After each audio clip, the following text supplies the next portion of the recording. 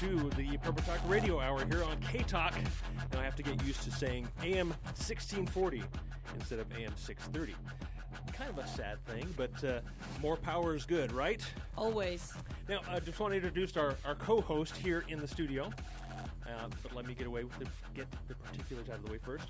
Our sponsor, Survival Medical, survival-medical.com. The only first aid kits, tougher than nature.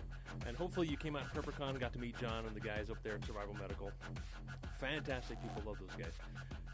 I'm going to slow down. I tend to talk a little too fast, but that's me. So our co-host today is Suzanne Sherman. Suzanne, welcome to the studio. Well, thank you. It's nice to be here. Now, let me explain here why Suzanne is with. Just briefly, Scott and his wife are actually in the hospital. And according to my last text, and not get too personal, she is about ready to push. So let me end right there and say congratulations to Scott and Jessica. And I'm very happy for them. Exciting news. You know, they could have also had one of those birthing buckets that Survival Medical provides. We are definitely prepared. He is definitely prepared. Thank you. With the birth buckets. And I've got one at my house as well, as I have daughters. And so, great plug. Thank you, Suzanne, for Survival Medical. And line 3 is already ringing. I don't know if I dare take this. It's always kind of a gamble just to take a call right off the bat here. Let's roll the dice. Let's roll the dice. Let me turn this on. Hang on. Turn the telephone on. You're live here on AM 1640. Who's this? Oh, this is Jason. I just wanted to say, turn your Jason. pod up a little bit. We couldn't hear you. Yes. So that first segment, if you guys could repeat that and introduce your guest again, that'd be fantastic. Oh, you bet. Thanks, Jason. Sure appreciate it. Thank you. All right. Okay, perfect. We'll do it all over again. Suzanne Sherman is our co-host here in the studio. Scott and Jessica are off to the hospital, having their baby right now as we speak. So good timing, but bad timing. Suzanne, Let's talk a little bit about you, who you are, what you do, and why you're here in the studio with me. Well, my name is Suzanne Sherman, and I live in Utah. I've been a resident now in Utah for going on 4 years, and I am a native of California, and I decided to leave that state and live a lifestyle more in conformance with my values and goals. And I also had become a prepper probably starting around 2008, and I realized that I wanted to live the life of a frontier woman / prepper, and I found the perfect property out in the backside of the Wasatch Mountains, and I am absolutely loving life out here. So that was going to be one of my first questions is, do you actually consider yourself a prepper? Absolutely. Okay, cool. And what brought you to Utah in particular? I had been looking for another state where I could raise my boys in a manner that was safer.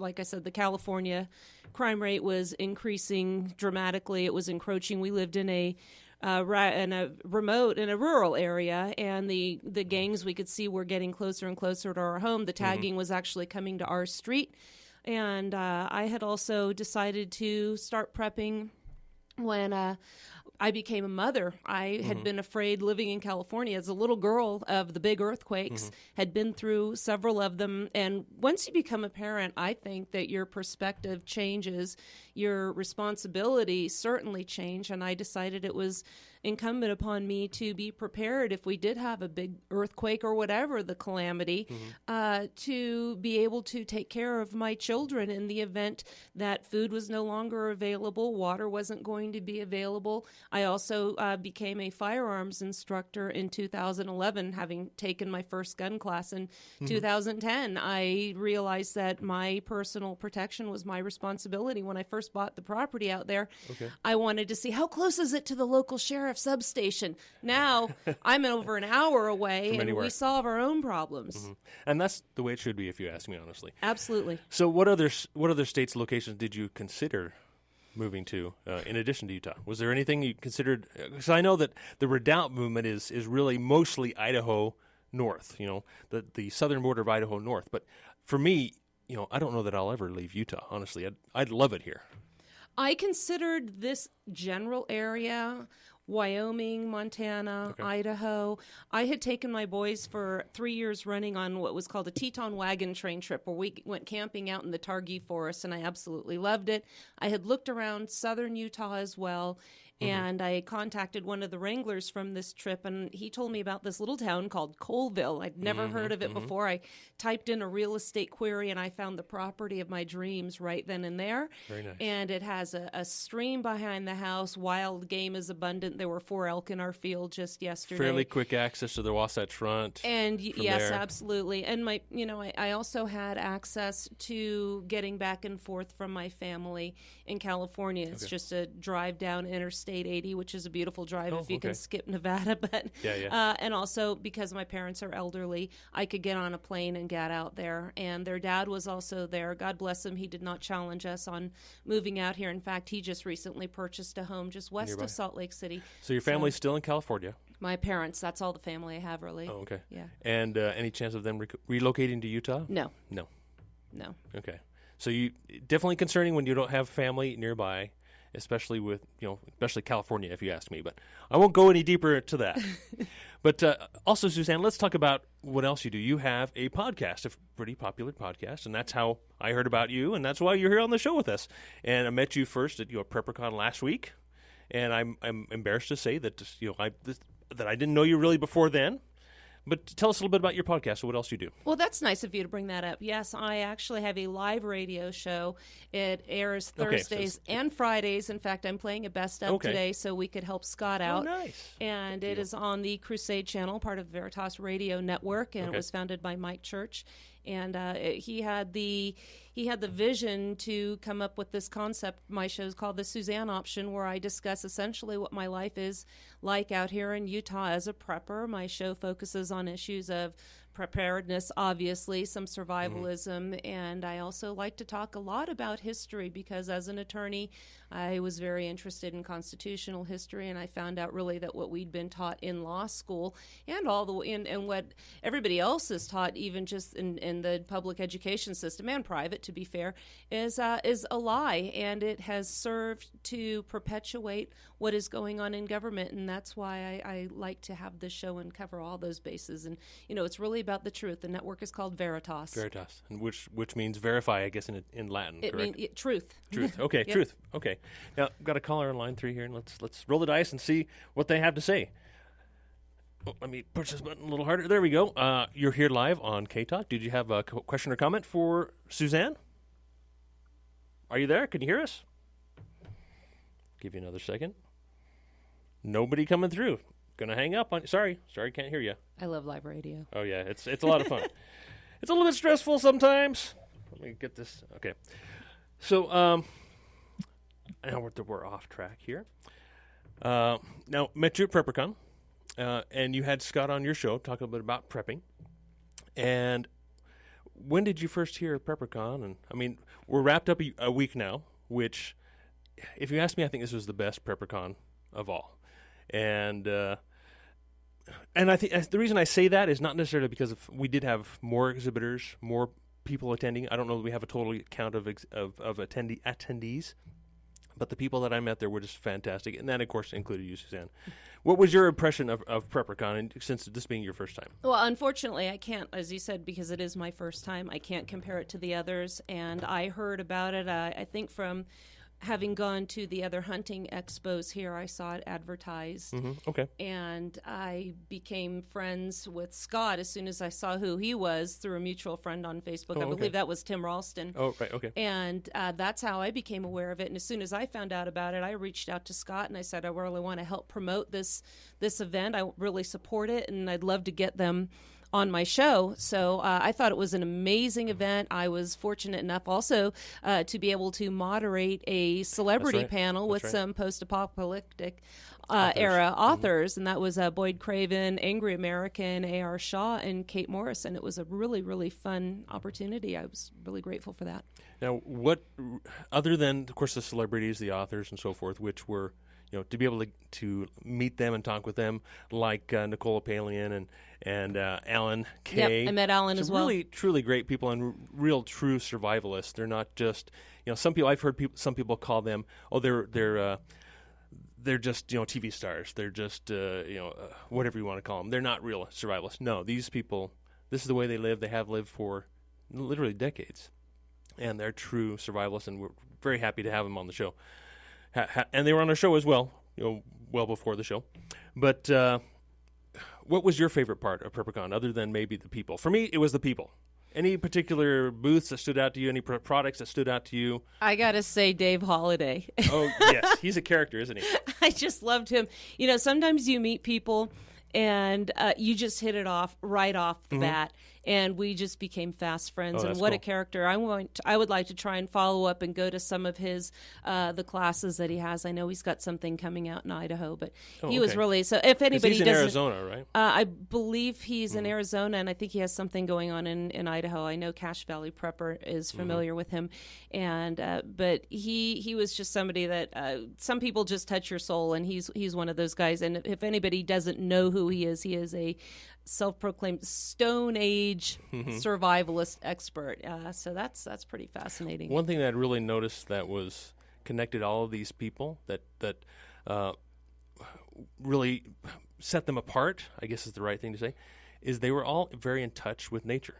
I mean, they're not just preppers like us. They probably don't consider themselves preppers. I haven't asked them in particular.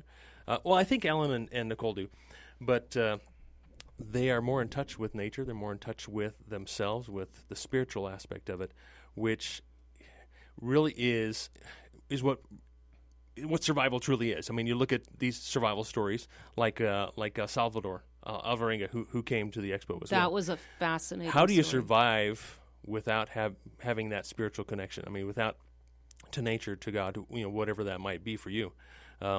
How do you get through that without going crazy, honestly? And how do you spend time out in nature and not truly appreciate what that is, and that us, the human race, has survived for thousands, maybe even tens of thousands of years without technology, being truly connected to our Mother Earth? And I thought that was just fantastic. They each made comments about that, and I just thought that was very interesting. You know what? When you mention that, it reminds me. I being a historian, also the Lewis and Clark. Okay. Corps of Discovery story, and how they managed to do what they did and make that journey and return back without modern navigation. They would leave a message, nailed to a tree to be found 3 months later if the Indians, or if the weather didn't get to it. And here we can just text each other. Yeah. I used my navigation feature on my phone to get me here today.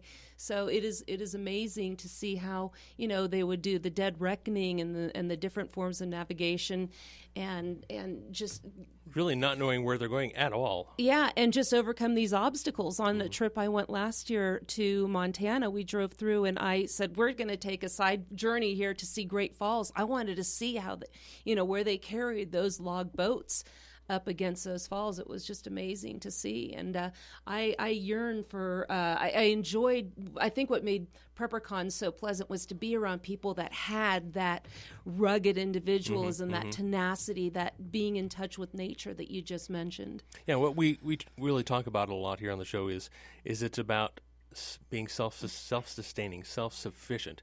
It's not about having all the gear. It's about the knowledge and the experience. And, as you and I were talking briefly earlier, is, preppers tend to get a bad rap, especially because, the show Doomsday Preppers and so forth. It's not about that doomsday mindset. It's about more of a singularity. It's more about being connected. It's about being self-sufficiency has so many more benefits than just anti-fragility, and we like to use that word a lot too here. But coming up on the next break here, but trying to communicate exactly what I'm feeling in my heart with PrepperCon and just all the people that I met there. It was just absolutely fantastic. And I love the word you used, was pleasant. It was very pleasant. It was a lot of fun. It was enjoyable, and I hope you made it out. Would love to hear what you guys thought of it before or after the break here. 801-254-5855. In our next segment, we're going to have on, if our guest calls in, I'm hoping they do, didn't get a chance to check on with him, we're going to talk to one of the sponsors of PrepperCon, J5 Tactical, where they make tactical flashlights. We love gear around here. We like talking about the gear. We like talking about the technical aspects of the gear. And we're going to talk about the tactical uses of flashlights and why and what is a tactical flashlight. Maybe some of you don't know what is a tactical flashlight. But thank you for listening to the Prepper Talk Radio Show. Our sponsor, Survival Medical, survival-medical.com. Check them out. See you on the other side of the break.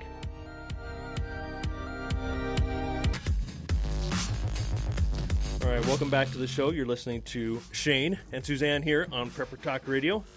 Thank you for listening. And, of course, brought to you by Survival Medical, survival-medical.com. The only first aid kit tougher than nature, designed to last up to 20 years. Very important for your food storage, to put alongside your food storage for your long-term emergency preparedness, so we just never know when things are going to happen.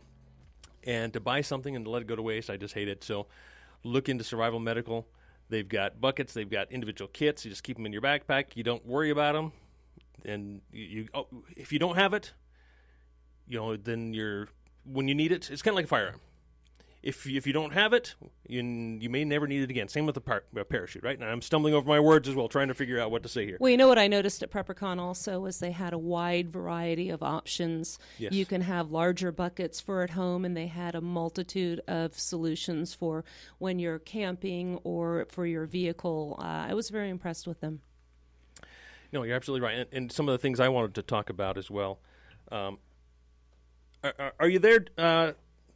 Are you there? Todd. Okay, Todd, awesome. yes, I'm here. We've got Todd on the line here. Todd and J5 Tactical were at PrepperCon. And were you there, Todd? I didn't get to meet you. I was there. Never left my booth. Okay, awesome. 2 days.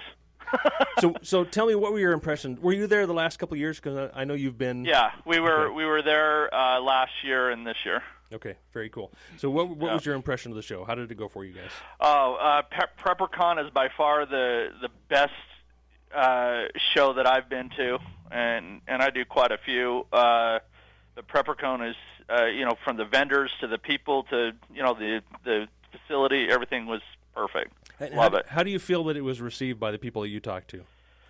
Oh, I think people just if you didn't go, then you missed out, and those who went, and I had a lot of family members and friends come and for the first time, and they absolutely loved it. Now, where are you guys based out of? Are you a Utah company? We're in St. George, okay. So not too far. We're just down south, and that's where our business started and grew, and has been just exploding since we started this.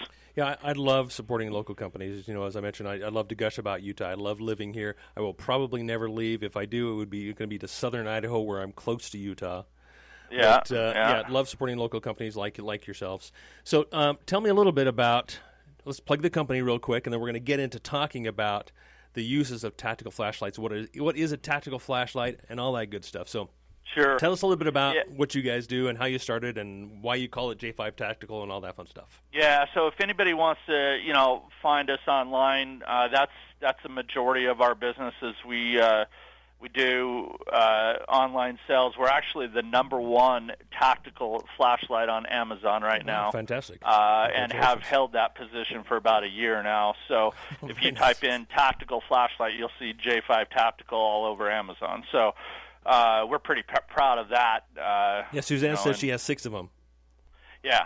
So, really, I do. It's a great product. I have 6 of them, and I have them in our packs. I make sure my boys have them, and I take one with me everywhere I go. I did not know it was a Utah company, so there goes. I will up my support cool. now. Yeah. One thing I really like about J5 is that, us as preppers, we have so many things on our list. We have these huge lists of preps, and we need multiples of each, right? Because 2 is 1, 1 is none, right? So, absolutely. And then that goes for all of our kids and our family members. So to have something that's a high quality and affordable like your product is really critical.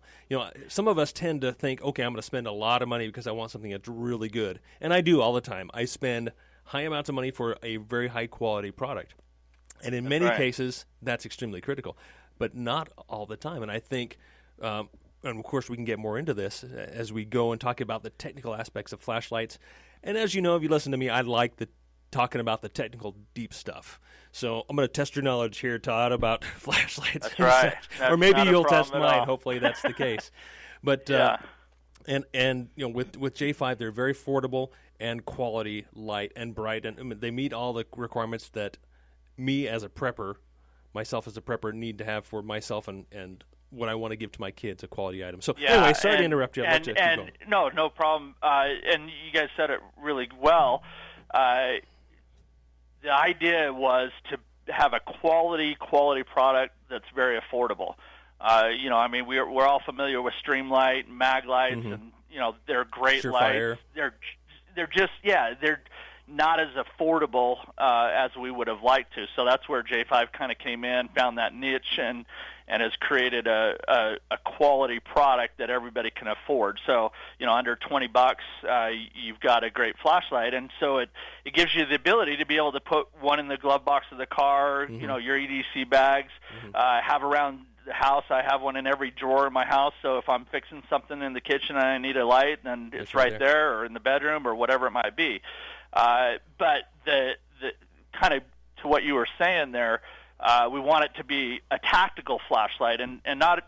Some people don't understand what that is. It's really the first line of defense if you were ever attacked or was in a situation like that. The light has a strobe feature on it, so and you can widen and narrow the beam, so you can focus in and really blind somebody. So let's talk about the what makes that flashlight tactical, because I think back in the old days when mom and dad would have one flashlight in the kitchen cupboard, right, and if there was a power outage, it was this big plastic D-cell incandescent bulb flashlight that you'd go and get it, and it would either be very dim, the batteries was dead, and you drop it, the batteries would fall out, whatever. And so or the bulb would break, the bulb would break, exactly. So lighting has really changed dramatically over the past 20 years probably, and LEDs are obviously, I don't know if you can even find an incandescent flashlight anymore. If you can, avoid them like the plague. LEDs are fantastic, and kind of Maglite kind of started to turn the whole industry upside down. When Maglights came out, everybody wanted them, right? Right. They were still incandescent, big, huge. The police would carry them as a self-defense weapon. Right, they could use it as a billy club because it was that big. Yeah, exactly, and I think that's where kind of the tactical use of flashlights started to come in, right, with these big, huge flashlights. And now the tactical flashlight fits in the palm of your hand. It's just to address that issue of the size of this flashlight, I also like that you can activate it, you can turn it on and off, control it by your thumb. So you can be holding that, and you can have your firearm, for instance, if I'm in a low-light situation. I've trained with my instructor, Louis Auerbach, in low-light situations where we had to hold a flashlight and a sidearm, and you can hold this flashlight without it affecting your ability to hold up your gun, manipulate your weapon, and still be able to use that and then turn it off and on easily as needed. So I have to say I was very impressed with it. I also like that it has a little edges in case you have to conk someone in the head with it. All the that's really true, Suzanne. Yeah, all the things that really set a flashlight aside as a tactical flashlight, like you say, the bezel itself has column teeth, column ridges on there that can be used as a striking object, right? Right, absolutely. It's you not break always a window in a car. So I've actually done that with this light, on the corner of a window, and it shatters that window.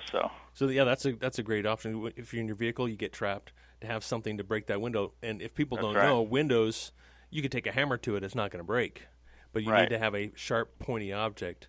And it doesn't take a lot of force at that point if you have you're able to focus that energy down to a fine point, like on the bezel of that flashlight. Correct. And it's going to be durable enough that it's going to break that glass. So other tactical aspects of a tactical flashlight, like you said, the strobe feature. Right? The strobe feature isn't just for signaling, someone, right? It's for disorienting an attacker, right? Absolutely. And so, absolutely. I actually talked to a trainer, and we have several trainers, firearm trainers and instructors that use our lights and kind of recommend our lights to their students for that very reason, is because with that strobe, you can really disorient somebody. And, if you're in hopefully nobody will be in this situation, but if you're in a shooter situation or something, that flashlight with that concentrated beam can really make a difference. Absolutely. Now, and that's one of the reasons, I carry a flashlight on me every day, because I can still carry. And so one of the most important things is to identify your target. Obviously, if you feel threatened, you need to identify. And there are plenty of, course, stories out there where someone's been shot or shot a loved one, because it was night, it was dark, and they heard a noise, and they fired, but it was family or friends or something like that. That's right. And so, super critical to be able to have a light with you, on you. And so mine's an EDC. I have it with me all the time. And to identify that potential target, right? And just to elaborate on that, again, this goes back to how you can control this flashlight. You can just use your thumb. It's very easy to turn on and off, so you can quickly identify your target. I like to keep my one eye closed so my eye doesn't dilate, doesn't respond to the light. So you can quickly identify your target and then quickly shut it back off and not reveal your position more than you already have, or move if you need to. And with that said, you can also control the widening and narrowing of the beam, which is really important. And you can do that with your thumb as well, Suzanne, just by pulling it back and forward with a one thumb operation, which is like you said, really important because you're holding the firearm in one hand and you're operating the light with the next. Yeah, I think that's really important in a tactical application, especially if you have one hand on your firearm and you've got the other one, you're going to manipulate it with one hand, and to make that button toggle properly, even in a stressful situation, that makes a flashlight a tactical flashlight as well, rather than having a multiple position switch or whatever like that. That it's very simple to operate. It can be operated under a stressful situation. You can set it to either the brightest or set it to the strobe, and it comes on that way so that you're not struggling with it. And when we were training with it too in Louis' class, in our low light conditions class, we were to the point where we were really rushing and doing some drills and combat reloads. And this size flashlight is small. If you can just stick it in your mouth while you're swapping out magazines, you don't have to try and put it back on a holster. Yeah, and there's all different kinds of techniques to employ when you're holding a flashlight. We won't necessarily get into those techniques, but you should look, if you do carry, you definitely need to have a bright flashlight on you. And let's get into that brightness too. The lumens for me is really important, especially when it comes to a tactical application. The lumens are really, really important. And the beautiful thing about the J5 Tactical, now we have a line of flashlights that go all the way up to 950 lumens. Our most popular light, which is our V1 Pro, is a 300 lumen light, which is really bright. If you look into that light, you're going to be pretty much blinded for the next 10 minutes. But the really neat thing about the V1 Pro is and it's kind of unique, is that it takes a single AA battery. So, you don't need a specialized battery. A lot of guys will and gals will run a rechargeable 14500 battery in there, which is a 3.7 volt battery, which is going to brighten the light even that much more than the 300 that it's rated at the AA battery. So absolutely. That is really important. To shed a little light on that, to actually find a flashlight that runs off a single AA, they put out 300 lumens. There's just are very few, if I can't think of any others that are actually out there that give you that many lumens with a single AA. Like you're saying, you either have to have like CR123s, either single or double batteries, or rechargeable batteries to get that many lumens out of it. So that's pretty darn cool with it. Yeah. And I love AA's. I'm all about commonality and something easy to find. AA's, in an emergency, you can usually scrape up a single AA. Exactly. And most people have those just around in the drawers and everything else. And especially in an emergency, you don't always need 300 lumens. I recommend a flashlight with at least 200 lumens for a tactical use because, when you shine into somebody's eyes, you're going to distract them, you're going to blind them temporarily, where then at that point you can either attack or flee, right? You can get away. That's right. So that's really the tactical use of a flashlight. So you can use the flashlight to attack with the toothed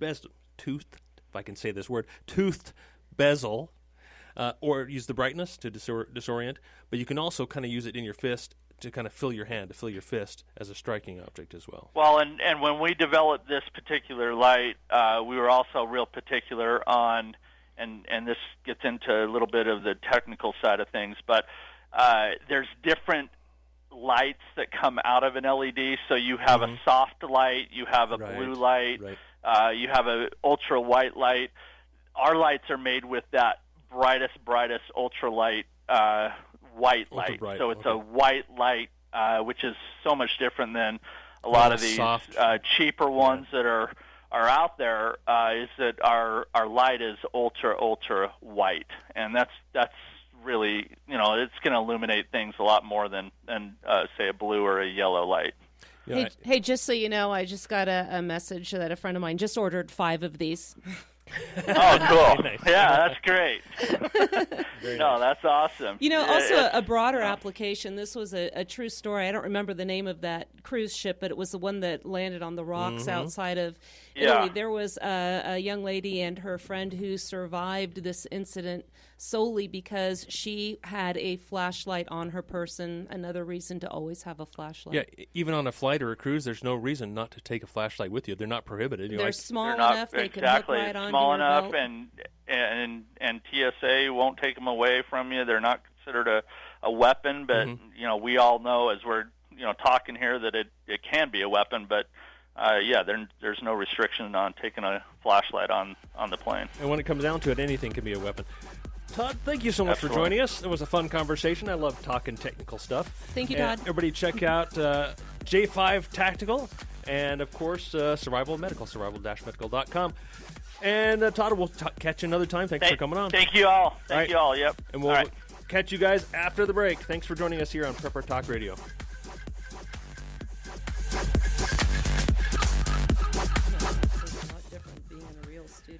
All right, welcome back.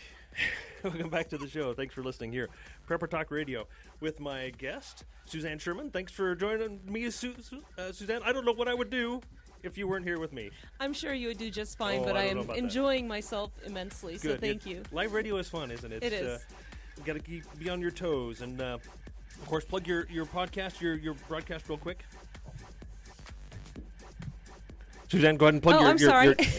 I have a live radio show, actually. Distractions. And I'm on Thursdays and Fridays at 2 p.m. Eastern on the Crusade channel. It is part of the Veritas Radio Network, and I am not broadcasting live today because I am You're here with us. honored Yay. to be here and help out you and help out Scott welcoming this little baby into the world. How exciting that's is where that? Scott is right now. We kind of knew this would happen, and it's a fantastic thing. So we're going to take this segment and talk about something that is, I think, very highly overlooked. And I'm going to go ahead and bring our guest on here. Our guest is Connie with Life Sprouts. Connie, are you there? I've got to be on the radio right now. I'll call you back. Having a hard time hearing you, Connie. Okay. Can you hear me now? Much better, yes. Thank you. Oh, good. So we got Connie on with Life Sprouts. Now, Connie and Life Sprouts were at PrepperCon, and I talked to her briefly. I should have spent more time with her because I think a lot of the other booths and people who were there get more attention because maybe they're more exciting, right?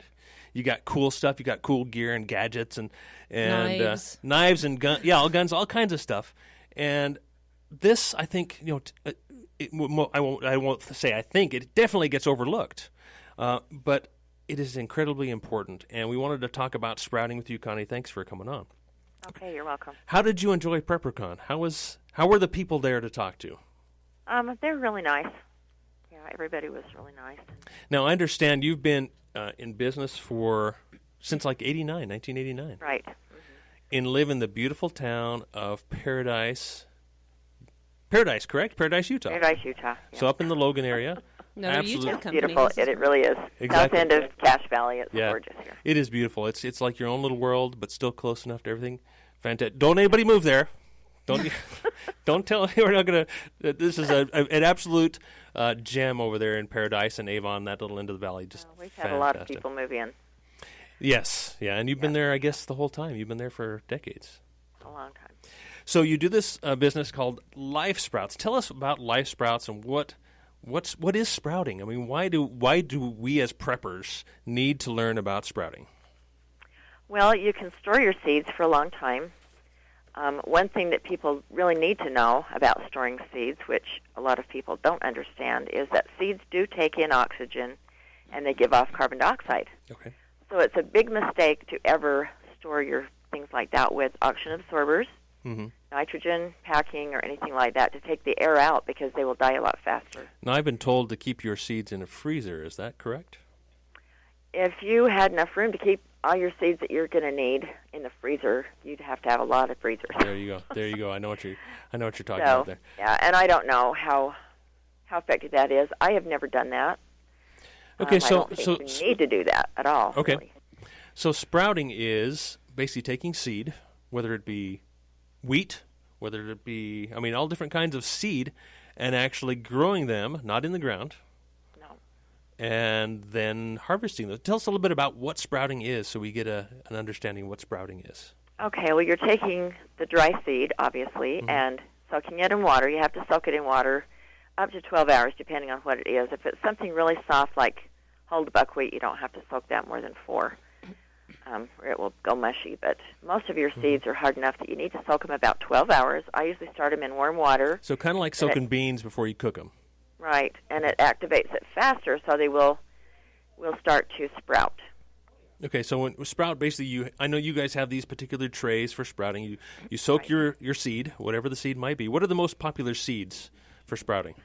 Well, in our company, the most popular ones are Alpha Plus Mix, which is alfalfa, clover, cabbage, and radish together. Okay. It's just a little more nutrition and a little more flavorful than just like a wheatgrass or each whatever. one individually. Okay. A lot of people think maybe the radish is too hot, but I've had people order extra radish because they didn't think it was hot enough for them. Oh, nice. So it has more than so just... that's one of the famous ones. That one you grow for about 3 to 5 days. So the sprouts that you put on your salad, like at a salad bar, those sprouts, those are typically an alfalfa sprout, is that right?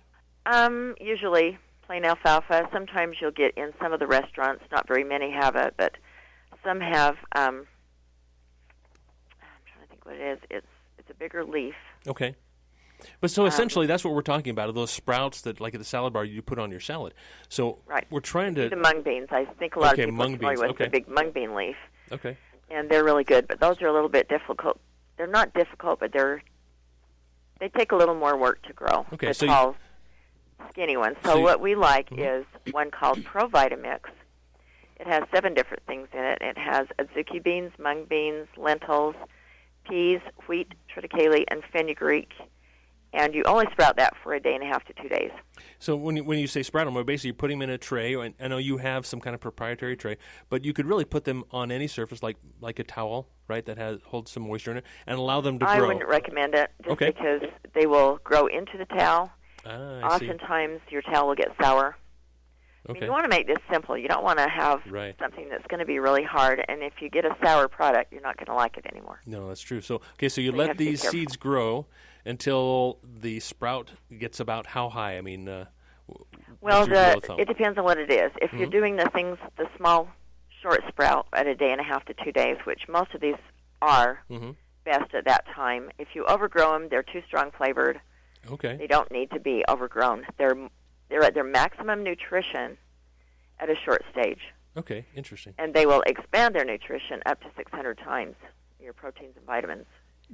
So it is a power pack. Do these require any type of additional light, like a grow light feature, or is this something that you could allow to grow in your own window? I actually sprout mine in my oven where it's dark. Really?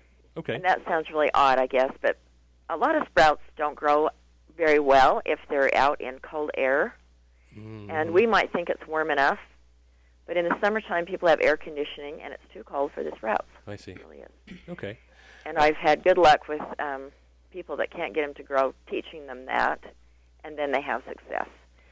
So it doesn't have to have light. If you want light, if you want your ProVitamix isn't going to get green anyway at a day and a half to 2 days. So this sounds you like wouldn't want it that tall to get green. This sounds like a really good option if you're in a situation where maybe you don't have power for a significant period of time, and you can continue to have a source of fresh nutrients. I think people tend to rely on the freeze-dried options and the ready-made foods, but people don't understand how important these micronutrients that are only available from fresh produce, fresh products really are. And you don't have to wait for the plant to mature and develop fruit after that. And you don't have to also worry about the cold environment. Here in Utah, it's very difficult to grow our own food. So we could do something like this indoors and have a source of these vitamins that we couldn't get otherwise. Now, I've had the phone ringing here for a little bit. I'm going to go ahead and pick up this line and see if our caller has a question here. Hello, you're live here on K-Talk. Did you have a question or comment for us? I do. So she mentioned, hold on just a second, let me turn it down. No, you're fine. Thank you. So while she turns down her radio, we want to talk a little bit. Sorry about that. Go ahead. she mentioned don't put oxygen absorber in there. So how do you store them then? Can you store them in, like, you know how they sell them in the stores in sealed plastic buckets? Will that destroy them because it's sealed? What's the best way to store them? Okay, so we do have some of our products stored in bottles and some are in plastic buckets, but we leave the oxygen in. And we put, when we do them in buckets, it's the only way. In the bottles we don't do this, but in the buckets we actually mix them with a food-grade diatomaceous earth, which keeps the seeds drier. It also prevents insect problems, and it washes right off. It's just a white powder. And how long can you store them in those plastic buckets? You so can that store they them don't lose for all their quite a long oxygen? time, but the secret is to aerate them. You don't want to just leave them in there because eventually they will put off enough carbon dioxide to displace all the oxygen that's already in the bucket to start with, and they will smother anyway. So you'll want to open it So up. we recommend every 2 or 3 years to have an empty bucket on hand that you can dump it out and put it back. If you're storing them just in the impermeable plastic bottles that we sell them in, they could be dumped out into a pitcher if you're not using them and put back just to Thank get you rid very of much. Yeah, thanks for your carbon call. Sure, dioxide and appreciate get more air to them. So is it recommended still to keep your seeds in a cool place? Oh, I would think it would be a good idea. Okay, fantastic. I mean, it doesn't have to be cold. It doesn't have to be a fridge or a freezer. A basement's fine, or in a closet. I wouldn't leave them in direct sunlight, and in a hot garage would not be the best idea either. Now, I'm looking at the sheet you handed me here at PrepperCon of why sprouts. What are really the benefits of sprouts? I know we covered a few of those items, but what are some of the big reasons? Like I'm thinking, okay, gardening. I mean, we all need to learn how to garden, but this seems so much easier, and you still get a lot of the benefits of fresh produce. Right. I mean, you're not getting a big bunch of fruit off of it, obviously, but you're getting so much of a increase in nutrition. I mean, when you think up to 600 times of protein and vitamin, when a plant grows under the ground, it's in the dark. And it starts becoming a plant when it pokes itself through the soil and gets leaves. And then it grows up, and that magnificent amount of energy that it starts out with when it first sprouts is eventually dissipated throughout the plant, through the stem, the leaves, the flower that it puts on to produce more seed, and then deposits trace amounts back into the seed, which do not have all that energy until they sprout again. Okay. So you're getting a much higher amount of nutrition than you would even eating the mature plant. And this nutrition really includes live enzymes, which I know we all try to get through our probiotics, right? I mean, we try and take all these supplements when we could be just sprouting and getting our enzymes that way. Yeah, those enzymes help to digest the food. Yeah, absolutely. I need to get more into this. This is very interesting stuff. So, what else? I mean, what else would you like our listeners in our last minute or so here of the show to walk away with about why they should sprout? Well, because it just gives you energy. I mean, I know I have a friend who has a grandson that is a world-class wrestler.